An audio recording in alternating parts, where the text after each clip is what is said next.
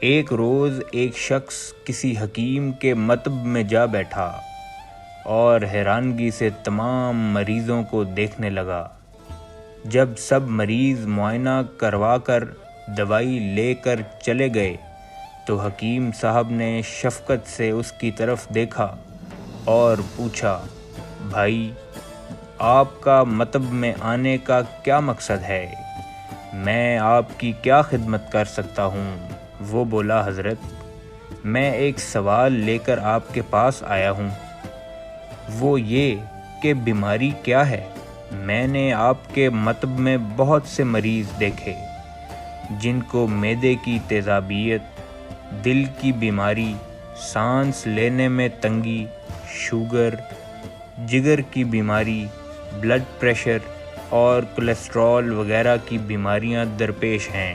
حکیم صاحب اسے دیکھ کر مسکرائے اور فرمانے لگے، بیٹے، یہ جو معدے کی تیزابیت ہے، اس کا اصل سبب الٹا سیدھا کھانا نہیں بلکہ بے چینی ہے۔ بلڈ پریشر کی وجہ کھانے میں نمک کی زیادتی نہیں بلکہ احساسات و جذبات کا عدم انضباط ہے۔ کولیسٹرول کی زیادتی کا اصل سبب چربی دار کھانے نہیں بلکہ سستی ہے۔ سینے سے جڑے مسائل کا اصل سبب آکسیجن کی کمی نہیں بلکہ شدت غم ہے۔ شوگر کی بیماری کی وجہ جسم میں گلوکوز کی زیادتی نہیں بلکہ انانیت اور اپنے موقف پر بے جا شدت ہے۔ جگر کی بیماری کا سبب نیند میں بے ضابطگی اور نفسیاتی خلل نہیں بلکہ مایوسی اور دل کی شکستگی ہے۔ دل کی بیماریوں اور شریانوں کے انسداد کا سبب دوران خون کی کمی نہیں بلکہ اطمینان اور سکون کا فقدان ہے۔ یہ سب سننے کے بعد اس شخص کی حیرت کی انتہا نہ رہی اور پوچھنے لگا، حضرت، ان سب بیماریوں کا علاج کیا ہے؟ تو حکیم صاحب دوبارہ مسکرائے اور جواب دیا کہ عادی بیماریوں کا علاج تو یہ ہے کہ انسان تقاضا چھوڑ دے، اور بیماری دل کا علاج یہ ہے کہ اللہ تعالیٰ کا ذکر کرے اور غم کو ختم کرے۔ جیسے اللہ پاک نے قرآن پاک میں فرمایا کہ خبردار، دلوں کا اطمینان اللہ ہو کے ذکر میں ہے۔ اب مریض کی حیرت مزید بڑھ گئی، پوچھنے لگا، حضرت، میں نے آپ سے جسمانی علاج کا پوچھا لیکن آپ نے تو روحانی علاج بتا دیے۔ مگر حکیم صاحب نے فرمایا، بیٹے، 90% امراض کا تعلق روح سے ہوتا ہے اور زیادہ تر لوگوں کی روح بیمار ہوتی ہے اور اس مریض کو روح کے طبیب کے پاس جانے کی ضرورت ہوتی ہے۔ اس شخص نے پھر سوال کیا، حضرت، روح کا طبیب؟ ہاں بیٹے، روح کا طبیب۔ روح کا طبیب کون ہے؟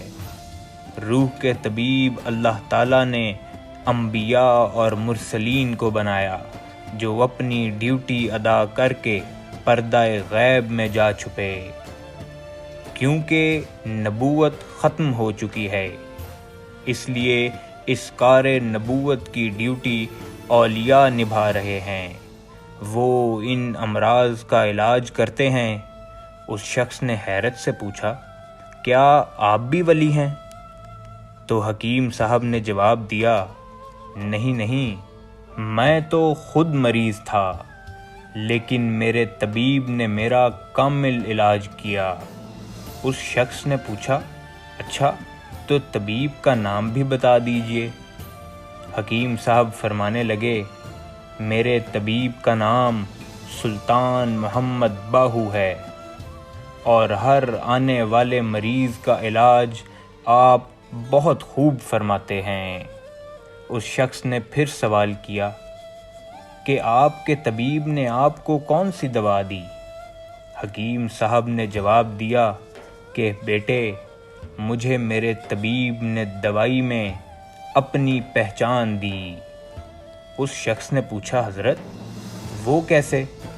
تو حکیم صاحب نے فرمایا کہ میرے طبیب نے مجھے آقا پاک صلی اللہ علیہ وآلہ وسلم کی حدیث کا پیغام دیا کہ جس نے اپنے آپ کو پہچانا گویا وہ اپنے رب کو پا گیا۔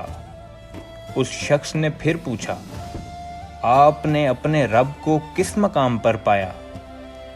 تو حکیم صاحب بولے جب میں نے اپنی میں کو اللہ کی میں کے لیے چھوڑ دیا تو اس مقام پر میں نے اپنے رب کو پا لیا۔